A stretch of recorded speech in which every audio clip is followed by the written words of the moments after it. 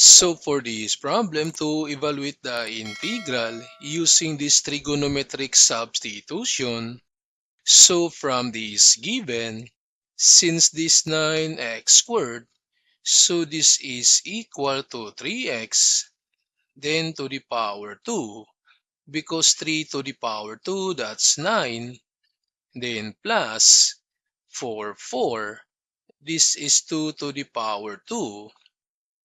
So we have now u squared plus a squared, and from this we let u equals a tangent theta. Now take note that u is equal to 3x and a is equal to 2. So therefore, from this, so u is equal to 3x, then equals a, that's equal to 2, then tangent theta, and to solve for x, so we need to divide both sides by 3, so x equals 2 over 3, then tangent theta. Then we need to find the derivative for x. So the derivative of x, so just bring down the constant. And for the derivative of tangent, this is secant squared theta, then the theta. Then using now this trigonometric substitution, so from this given, so this becomes the integral.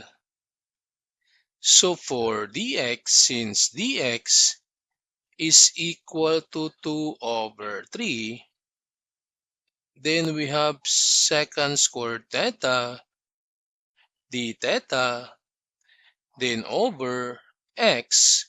So x is 2 over 3, then tangent theta, then we have the square root. So since 9x squared is equal to 3x, and 3x is equal to 2 tangent theta, so this becomes 2 tangent theta. Then we have this exponent 2, so this is to the power 2, then plus 4. Then to simplify, so observe that we can cancel this 2 over 3, cancel 2 over 3, so we have the integral of secant squared theta, d theta, then over this tangent theta, then we have the square root. So this 2 to the power 2, this is 4.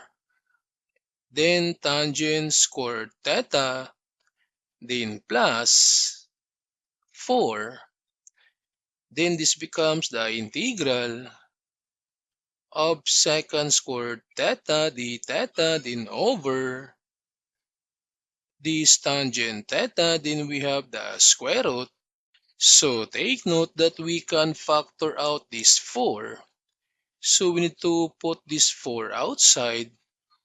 So the remaining, so put this 4 outside, the remaining is tangent squared theta, then plus.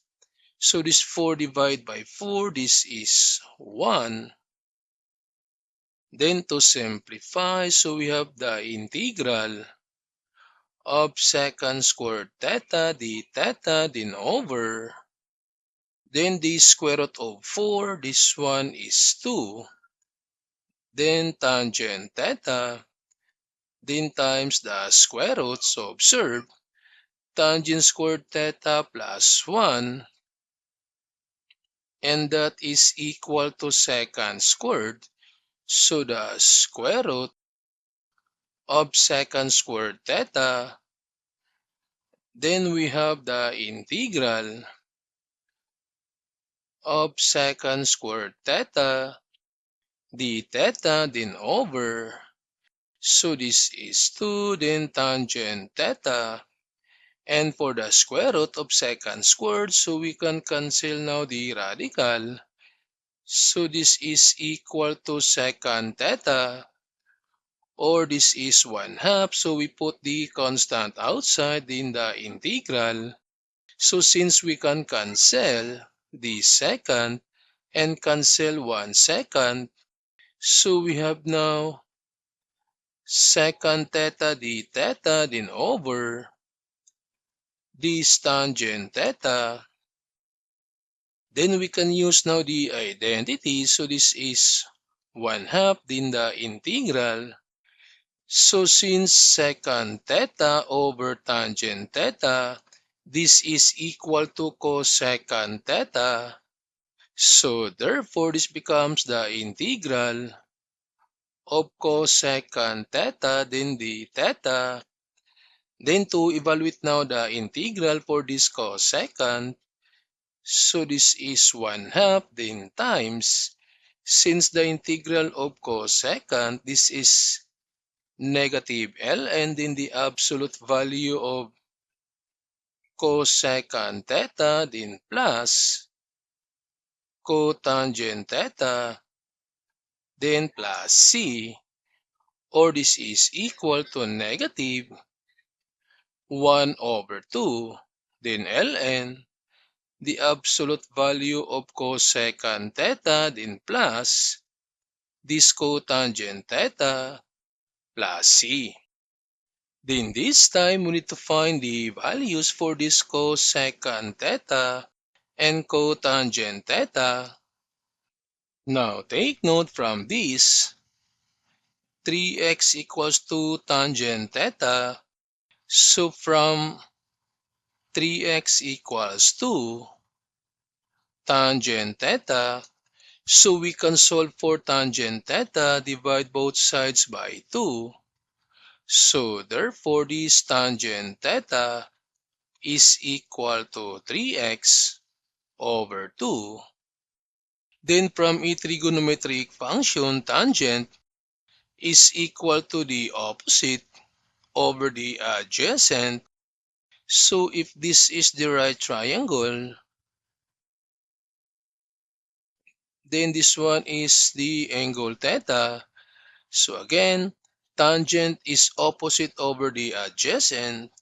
So this is the opposite, this is the adjacent, and this one is the hypotenuse.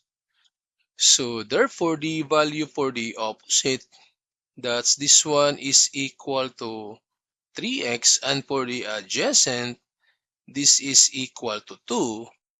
Then to find this hypotenuse, this is equal to the square root of this 3 squared. This is 9x squared plus the square of 2, this is 4. So the hypotenuse is square root of 9x squared plus 4. So we can use this formula to find the hypotenuse, opposite, and the adjacent. So hypotenuse, so this is equal to the square root of the opposite squared plus the adjacent squared. Then opposite, so that's the square root of the hypotenuse squared minus the adjacent squared, or the adjacent. So the square root of the hypotenuse squared minus the opposite squared. Then from this, we can find now the value for this cosine theta and cotangent theta. So since cotangent theta, this one is the opposite of tangent. Since tangent is opposite over adjacent, therefore cotangent, this is adjacent over the opposite, and the adjacent is 2 over the opposite is 3x. So this is now the value for this cotangent theta. Then for this cosecant theta, since cosecant theta, this one is the opposite of sine, since sine is opposite over the hypotenuse. So therefore, this is hypotenuse over the opposite. So we can have now this cosecant theta as the square root of 9x squared plus 4 over the opposite, that's 3x. Then we need to substitute now these two values to this equation. So we have now negative 1/2.